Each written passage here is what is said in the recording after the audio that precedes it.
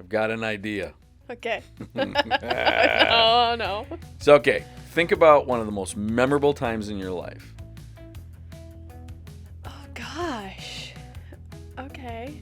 One of the most memorable times in your life, can you remember a smell about it? I just think, too, of, like, Christmas, and it smells like cookies and the baking. And... Right. So now what if you had all different kinds of scents for all different kinds of occasions? So, for example, deer camp. You could have a scent that smells like deer camp. Isn't this called a candle? Well, not if you want to spritz it on yourself and you want to wear it. Isn't that what a perfume is? They're all made for What if it different smelled like a occasions. deer? Oh, okay, so you're talking specifically about deer. for a deer. For a deer. You know, I'm pretty sure you can get candles that smell like that. I think I've seen those before. I would not be shocked if there was a perfume already out there for that. I'm going to look this up later. Deer skin. Ew. Asphalt. That's what I'm talking about. But, you know, I remember, because one of the scents that I remember always in my life, every single year, was asphalt. Because my grandfather, my grandfather and I used to sit and watch him reseal his driveway every year. So asphalt was something, when I smell it, I instantaneously think of good thoughts. So you want to bottle that up to remember that forever? Yes. Wouldn't that be good? And you could custom make scents for that favorite scent that your asphalt, deer camp. We have a very different idea of favorite scents, but okay, we'll go with this. Asphalt. So bad scents in a. I would be like flowers or the beach, and you want to smell asphalt. Maybe it's not such a good idea. But we do have somebody today that does do the right scents the right way. Yes, good sense. Yes, absolutely. So today we're going to bring in Jodi Schwefel, and we'll introduce her up next.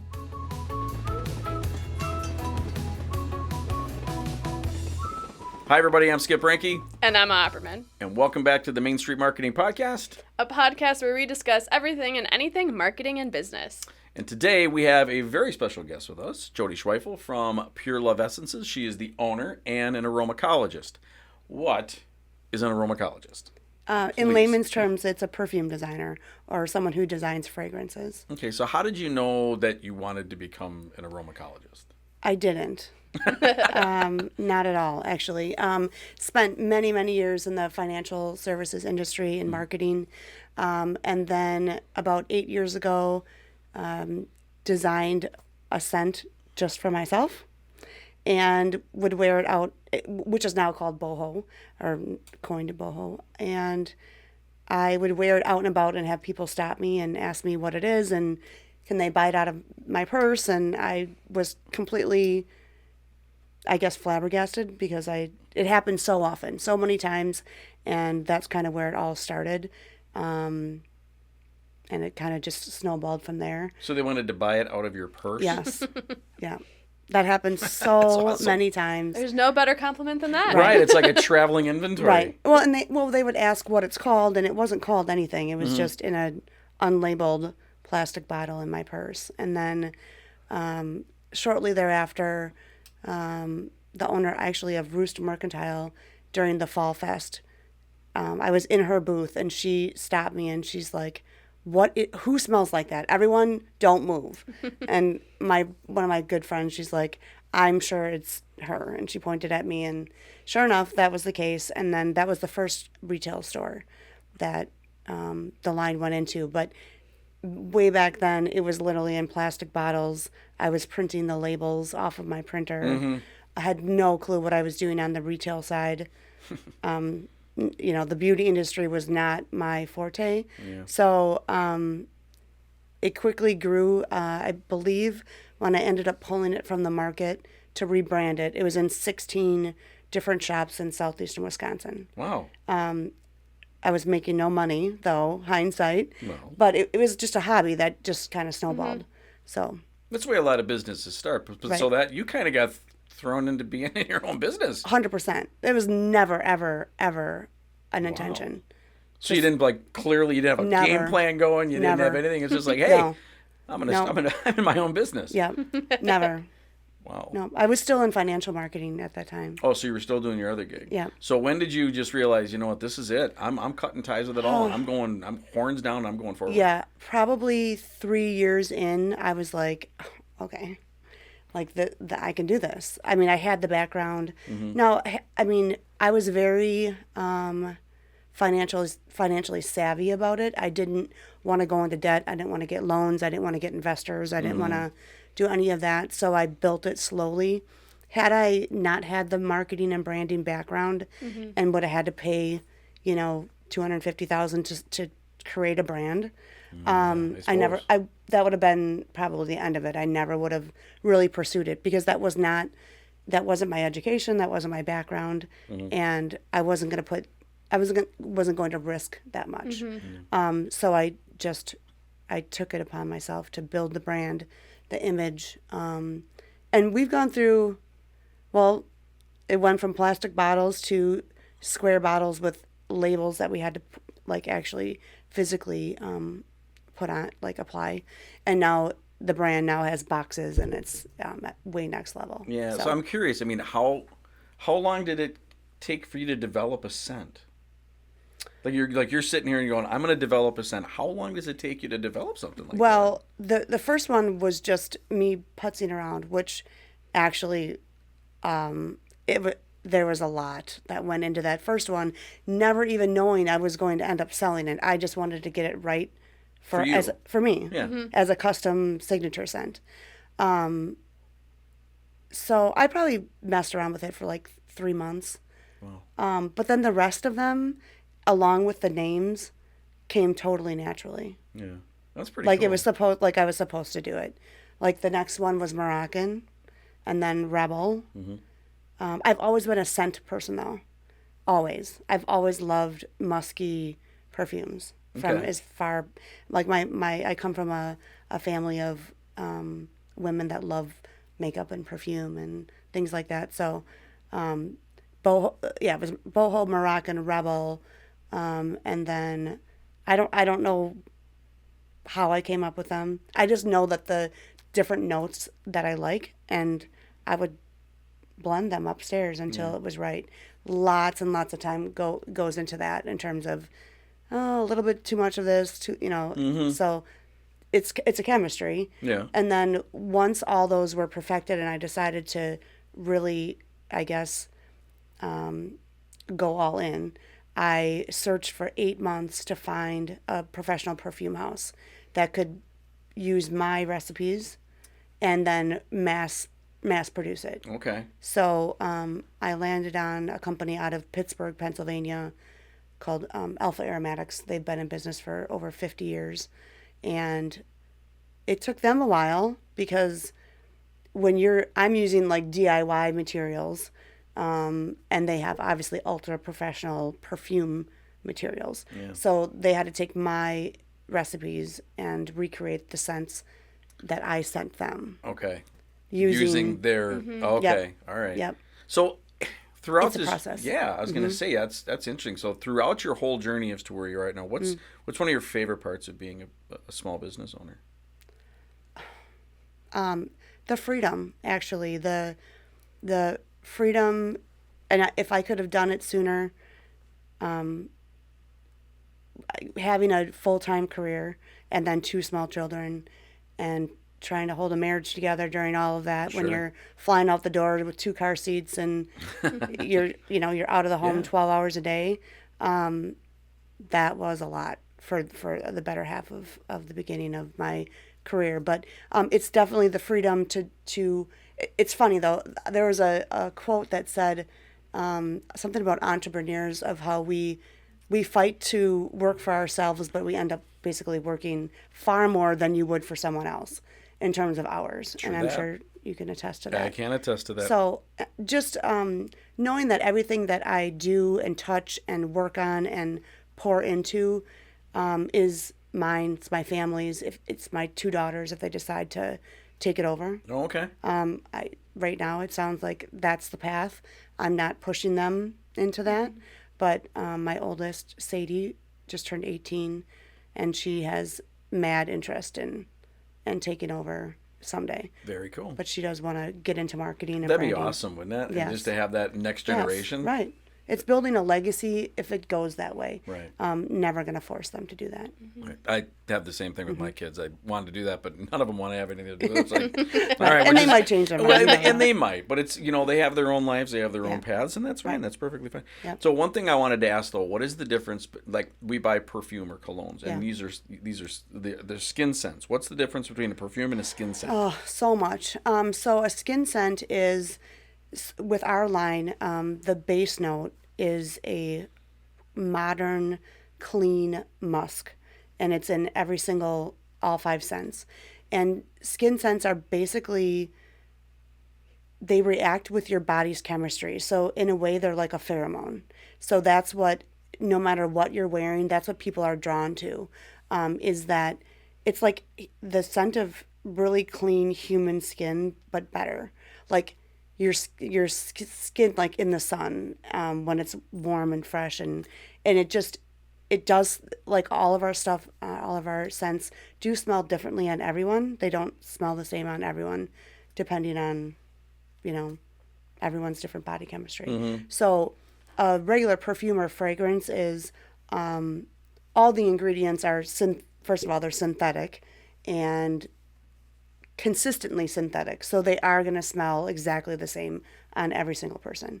Where skin scents really just work with every single individual wearer and their body chemistry. So I suppose a lot of effort went into marketing and educating the difference to people. Yes. So they understand what they're purchasing and the Yes. benefits of purchasing your product. I try, but I think that it's, you can only do so much, I guess, with verbiage and content of trying to explain it. It's like I really do think that people who get it, they just get it. They get what that means. I think a little bit of market, like barrier in the marketplace is women and men who are really accustomed to strong, heavy, traditional colognes and perfumes, like the real strong Estee Lauders or even Calvin Klein, things like that are like when they walk into the elevator, you get knocked over by it. That's not what Pure Love essences are. They're very, very light and ethereal by design. Okay. Yep. Because I've gone where I smelled like what my friends had, had something and I smelled. Oh, it smells really good. Yeah. And then when I put it on me, I'm like, God, that smells like shit. Yeah. Why would I wear that? Yeah. It smells Right. horrible. It doesn't Yeah. even smell the same. But that's why. that's why, because my skin is reacting differently Yep. to it. Yep. Learned something new today. Yeah. Interesting. One thing I wanted to ask you is what's one of the biggest challenges that you've had to learn on how to sell your product? Well, The list is probably long, but well, no. I mean, the number one for sure is that you can't smell a scent through a screen, not a phone screen, not a computer screen. And then even trying to, there are millions of fragrances on the market. And I believe the stat is something like 3,000 new ones come to market every year across the world. So, it's just a very, very saturated market. And even trying to get people to try samples, it's difficult. yeah, 3,000 a year Yeah, across the world, new but ones. still. Yep. I would never have thought of that. Yeah, it's insane. Interesting. So yeah, that is. You can, write about it as eloquently and descriptively as possible, but you don't know what it smells like until you have it in your hand. So it's really, how do you get it on bodies? And they have to trust your marketing, basically. Yeah. In order to, you have to get them somehow online to go, oh, well, that sounds like something I would wear for sure. Yeah, maybe the other one is we have nothing with rose in it or nothing floral. So again, if there's a bigger market that are really like love the florals and the rose scents, and that is not us. We are definitely more nature-based, woodsy, musky. Moroccan is coconutty. Sunkiss is by far the most playful. It's vanilla. It's a very younger. It's a much younger scent than the rest of them. Cool. But So then you get someone to try the sample. How do you take that one-time customer and stay in front of them to create that long-term relationship and get them to keep purchasing? Well, that's where Paragon has come in. I've been at it for 8 years and just got to the point where I can't manage. We have 125 retailers across the country, and then I manage, all of it. We do have a fulfillment center in Neshota that does all the picking, packing, shipping, but that I finally got to the point where I'm like, I need help. It took a long time. 8 years is a long time, but I finally. So we are starting to ramp up marketing, online ads. I think social media for sure. Instagram is where it's at for our audience. So and honestly, if they get the samples and don't fall in love, there's really nothing that you can do when it comes to a perfume. It just is what it is. It's either is or it isn't. Yeah. I mean, And there's no gray area. Yeah, I've had to learn to, build a very thick skin and just understand that scents are very personal, and I can't take it personally. Yeah. So, but it's really just getting it in their hands and on their skin, and if they love it, a lot of the people that wear boho especially have been wearing it since it came out 8 years ago. That had to be a hard learning curve to learn to get, because you put your heart and soul into it's developing the scent, and all of a sudden it's like, I don't like it. Well, it's your baby. Yeah, right. Oh man, trust me. There has been people who really, really don't love patchouli.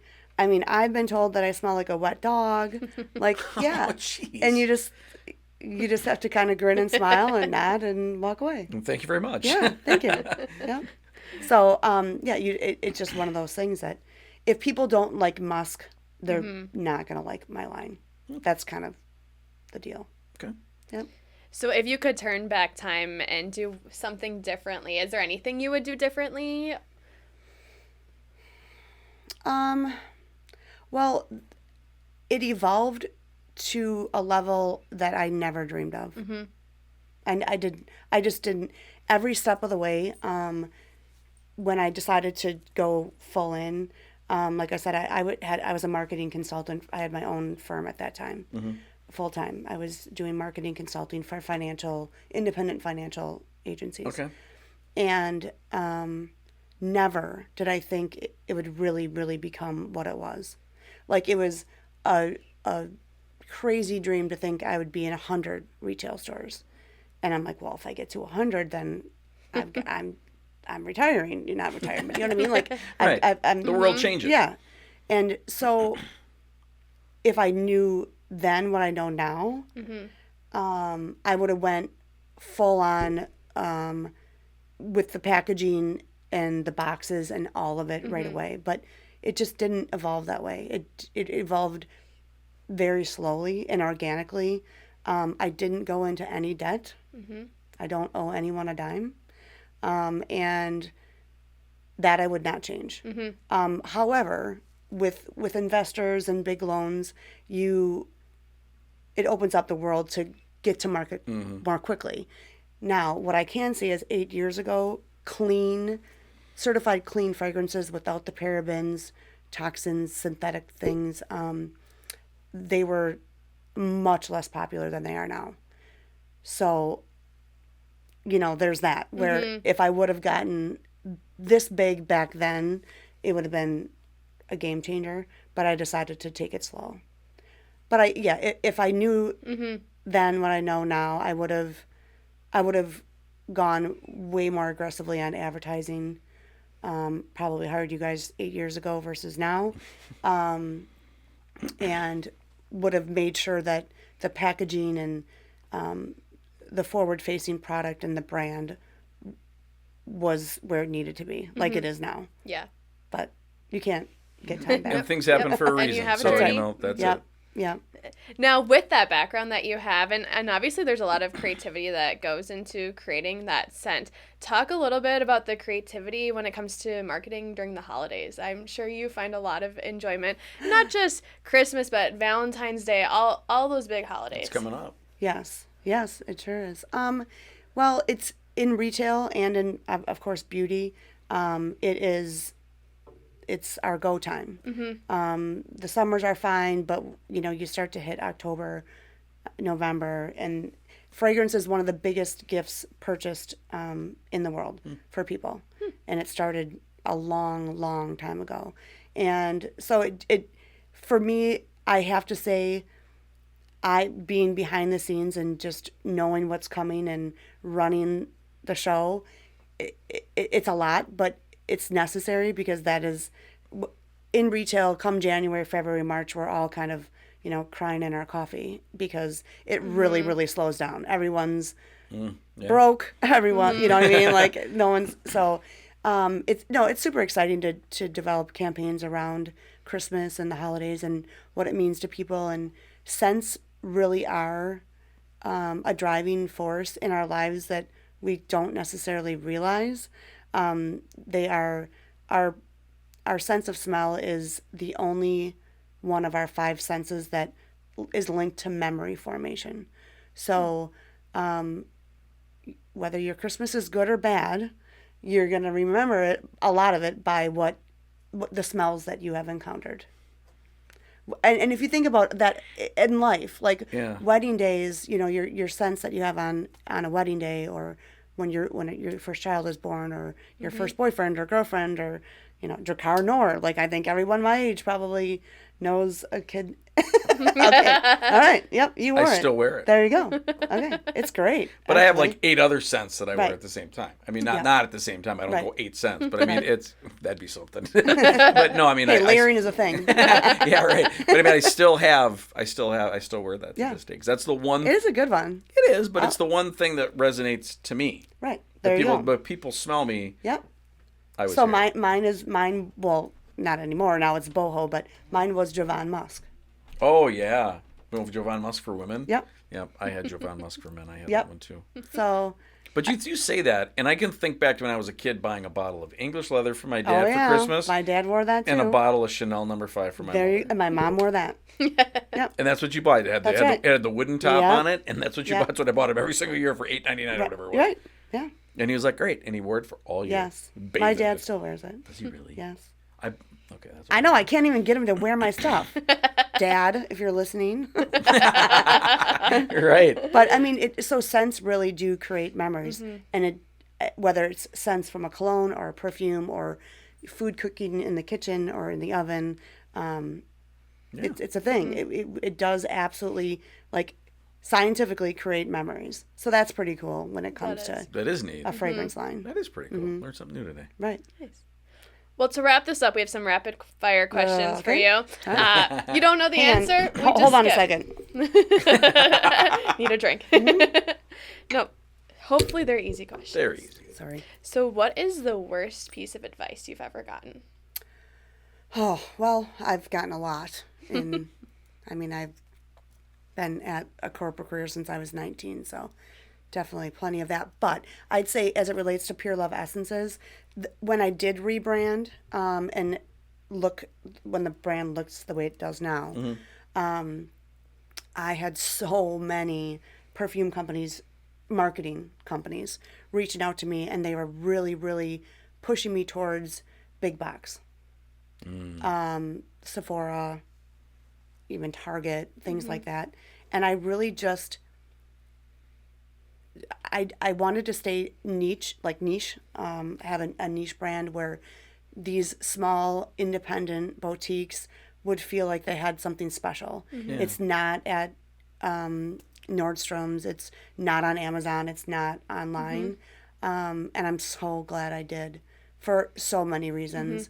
I'm really not, approaching 50, I don't want to build this massive internal structure of an organization where I'm hiring all these internal people and having my own fulfillment center. I want it to work the way it's working now, because there's a lot of freedom in that, and it works beautifully, and I have great business partners. Awesome. Cool. Now, what's a common myth about perfume? That it's worth what's in the bottle. I mean, honestly, the majority of big brand fragrances are produced for pennies on the dollar in the south of France. And it's all, you're paying for the brand, just like anything. Yeah, right. And there is, if someone does lead a more healthy, clean lifestyle, it does matter. It matters what you put on your skin. There's a ton of toxic, you're not going to die or anything, but they're not great. I mean, when they go into your bloodstream through your skin, whether it's hormone disruptors, I won't name any names, but there's plenty of ingredients inside perfumes that people don't know about that are not great. Interesting. Hormone disruptors. Yes. That sounds horrible. It is. No, literally, it does affect your hormones. Yeah. And beyond that, when it's dumped or discarded, what it does to our lakes and streams and Oh, yeah, sure. water, yeah. So that's a whole nother podcast. All right. On a Yep. brighter note, you've already answered what your favorite scent is, but you talked a little bit about layering. Yes. What do you like to wear? Oh my gosh. Well, my husband layers Rebel and Rugged. It depends on the time of year.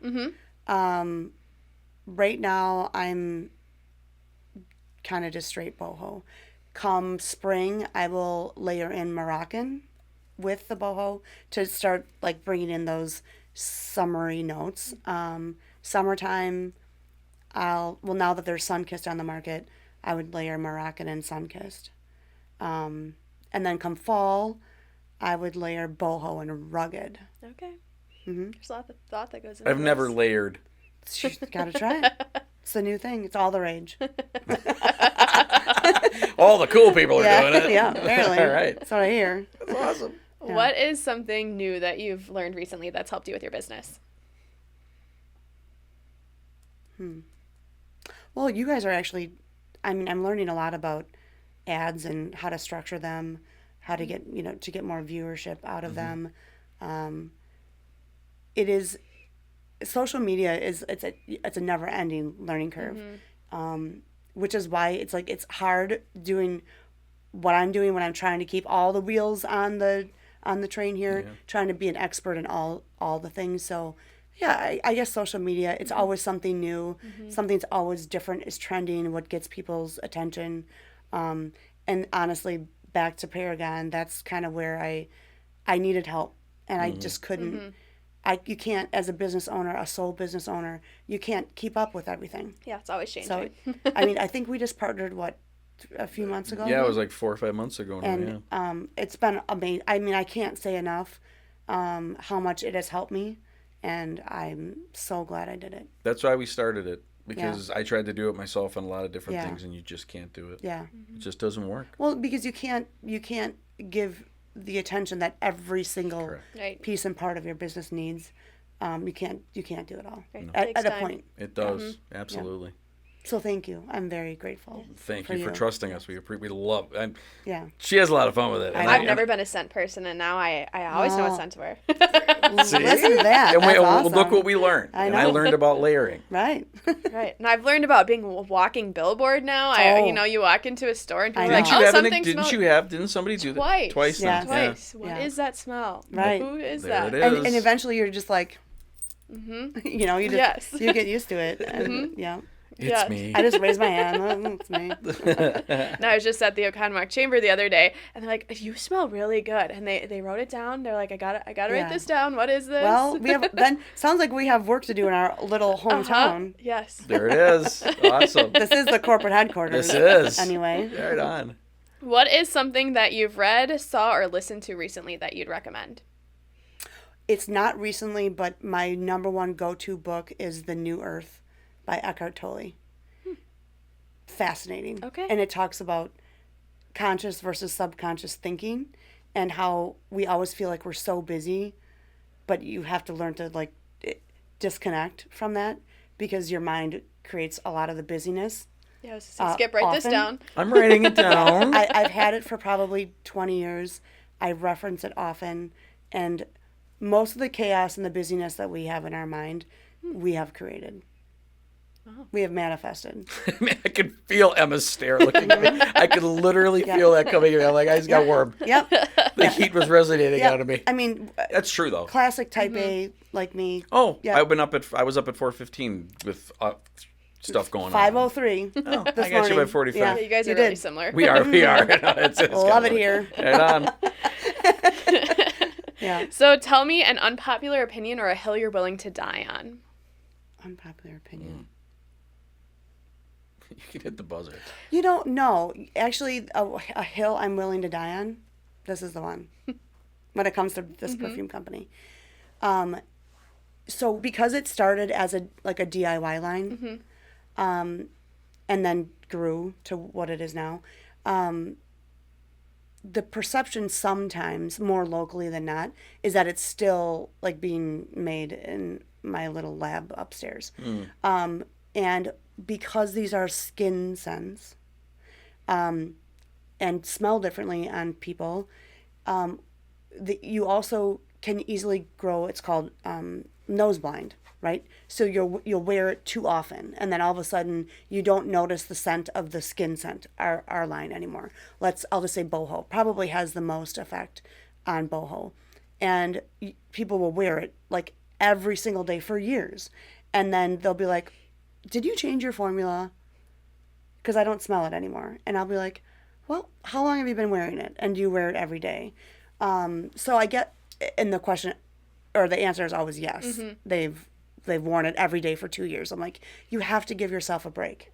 Here's why. Our olfactory system was designed, and I'm going to say by God because I'm a Christian, to notice things like scent of fire or danger, or we needed it for survival. So just like most people don't notice the scent of their own home, or think about that, or car. Think about when you get into someone else's car or go to their house. They don't, it could smell like dog. It doesn't faze them one bit. That's what they smell.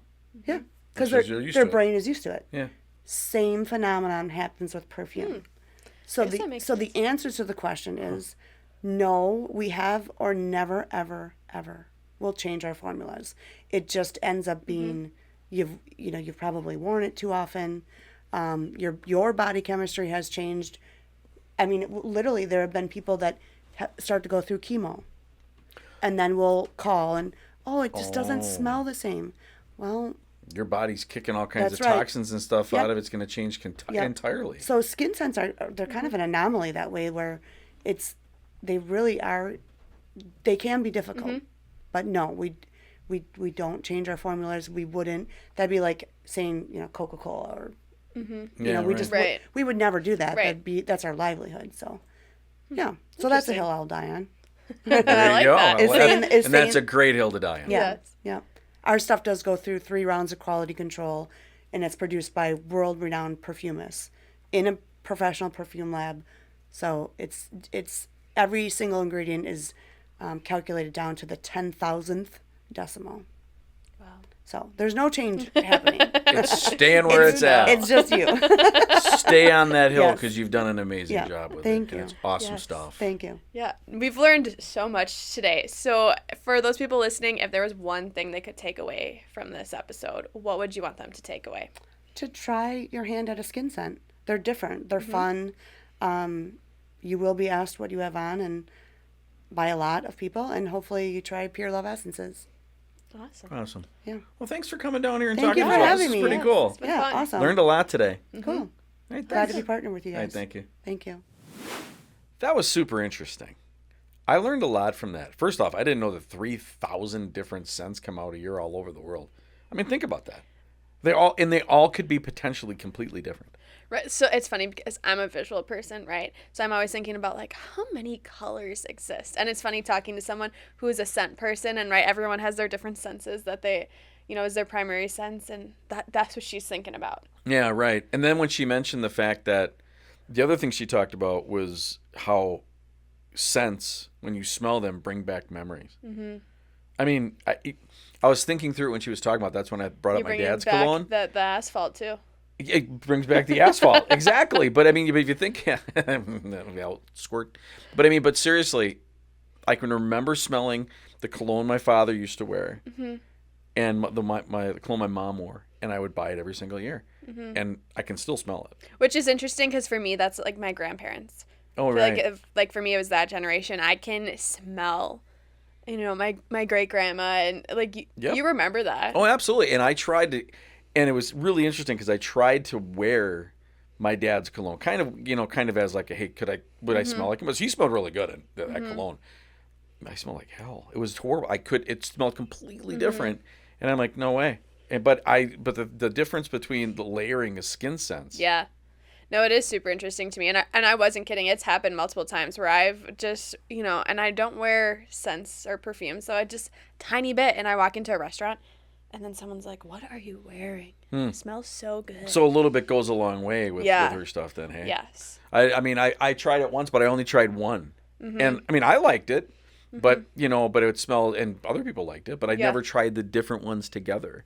Yeah, or if that would work with something else that I had. You know me. I'm a very routine, by the book person. I have not layered yet. That's a little bit out of my comfort zone. I'll get there. Try it. Let's see what it does. I'm going to try it. Try layering it. But the other thing that I thought was really cool, number one, is that she stuck to her way of the way she was going to do things. Right. No debt.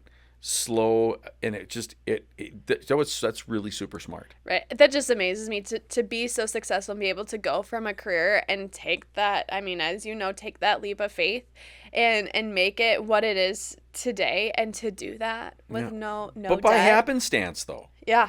She didn't intend for it to happen, which right. Talk about God's plan for you. Well, yeah, exactly. But a lot of people don't really realize that, or have it happen to them. They just kind of roll with it, and you go with it. Yeah. And so what she's done it's pretty amazing. Yeah. I give her a lot of credit, man. And she stuck to her guns, and you think about it. She says, when I got in that first store, and then she said when she rebranded, she was at 16 stores.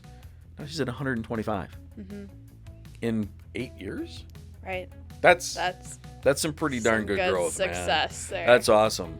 Yeah, learned so much. Yeah, absolutely. The Main Street Marketing Podcast is hosted by Skip Ranke. And I'm Opperman. And you can find the Main Street Marketing Podcast on Apple Podcasts, Spotify, and all the major channels. Or you can watch our full episodes by visiting YouTube, going to youtube.com/@Paragon Marketing Group /podcast. Thanks. We'll see you later.